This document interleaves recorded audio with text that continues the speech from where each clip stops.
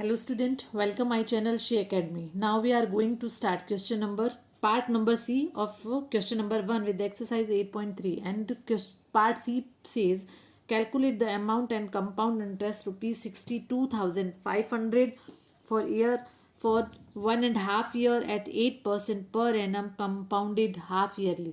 मैंने आपको इसके फर्स्ट जो पार्ट था फर्स्ट और सेकंड उसमें मैंने क्या बोला था कि ये जो पार्ट होता है that is a very important term, क्योंकि इससे हम अगर ये इसको नोटिस नहीं करेंगे तो हमारा पूरा क्वेश्चन रॉन्ग हो जाएगा। तो यहाँ पर हाफ ईयरली, तब हाफ ईयरली में हम क्या करते हैं तो इसमें कंफ्यूज नहीं होना है। हाफ ईयरली मतलब ईयर को हाफ किया है, मतलब जो हमें प्रिंसिपल जो हमारा चेंज हो रहा है वो क्या हो रहा है, हाफ ईयर पे चेंज हो रहा है।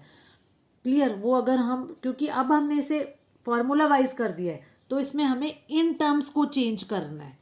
ठीक है, जो हमारी जो रेट गिवन है वो किस में गिवन है, वो तो पर ईयर मतलब ईयरली गिवन है ना। तो अगर हाफ ईयरली कंडीशन दे रखी है तो रेट को भी हाफ करना पड़ेगा। ओके और अब देखो टाइम है तो टाइम 1.5 ईयर दिया हुआ है, 1.5 ईयर दिया हुआ है, इसका मतलब ये हुआ है कि हमें टाइम को क्या करना है, तो टाइम को भी डबल करना है, क्योंकि हमें जो इंस्टॉलमेंट देनी पड़ेगी वो ईयरली, ईयर में कितनी बार देनी पड़ेगी, 2 टाइम देनी पड़ेगी। तो वो टाइम भी उस अकॉर्डिंग क्या हो जाएगा, चेंज हो जाएगा। तो सबसे पहले हम लिखेंगे given principal is ₹62,500। Okay now time is time 1.5 year. Mixed में है ये, तो मिक्स्ड में है तो हम इसे क्या करेंगे, पहले इसे चेंज कर लेते हैं इम्प्रॉपर में, 3/2। तो ये 2 टाइम देनी, मैंने कहा ना ईयर में हमें 2 टाइम देनी है तो हम यहाँ पर 2 टाइम कर देंगे। तो ये क्या आ गया है 3, और कौन सी कंडीशन में, हाफ ईयरली में। तो ये जरूर आपको साथ में लिखना है 3 half year. Okay now rate is 8%, rate 8% है। मैंने क्या बोला, हाफ ईयरली है इस, और जो रेट हमें गिवन है वो पर ईयरली है तो हमें रेट को भी हाफ करना पड़ेगा। Then 8/2 is 4% half year.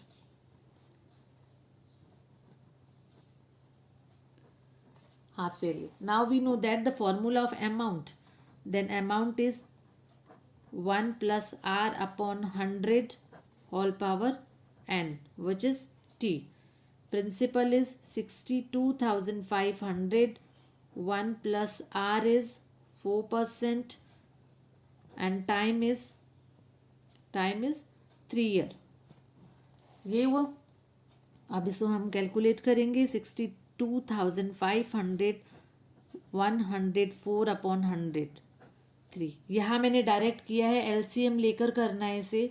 4/100 we take the LCM 100 plus divide करेंगे then 1 and 1 multiply by 4 is 4, तो 104 होल क्यूब। अब देखो मैंने आपको ये पहले ही बोला था, जो कैलकुलेटेड पार्ट है, जो कैलकुलेशन वाला पार्ट है वो मैं आप पे लीव करती हूँ, क्योंकि ये आपकी चॉइस है। अगर आपको लगता है कि आपको इसकी होल क्यूब ज़्यादा इजी रहेगी तो आप वो ले सकते हो, अदरवाइज कट इट।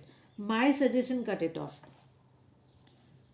62,500 104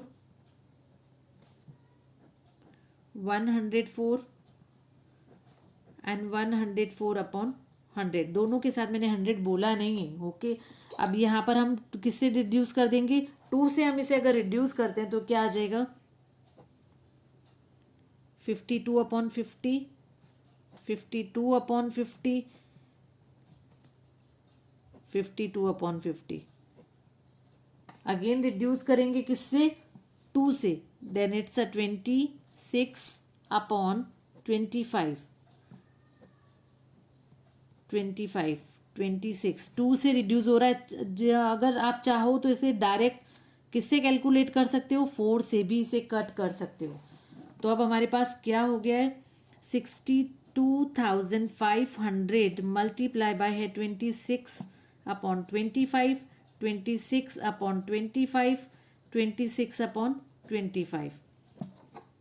देखो यहाँ पर मैंने फर्स्ट जो आपने किया था पार्ट, तो मैंने आपको क्या बोला था, you should to know how to calculate the square and cube quickly. And yes, if possible learn all the square till 25. तो 25 का स्क्वायर अगर आपको लर्न है तो यहाँ पर क्या हो जाएगा, 25 का स्क्वायर कितना होता है, 25 का स्क्वायर होता है 625. तो आप डायरेक्ट इसे कट कर सकते हैं और ये कितना हो जाएगा 25, सॉरी 6, ये कितना हुआ 625 हो गया, तो ये हो गया 100. तो आपकी कैलकुलेशन कितनी हो गई, ईजी हो गई. और 25 4 जा, तो ये हो गया 4.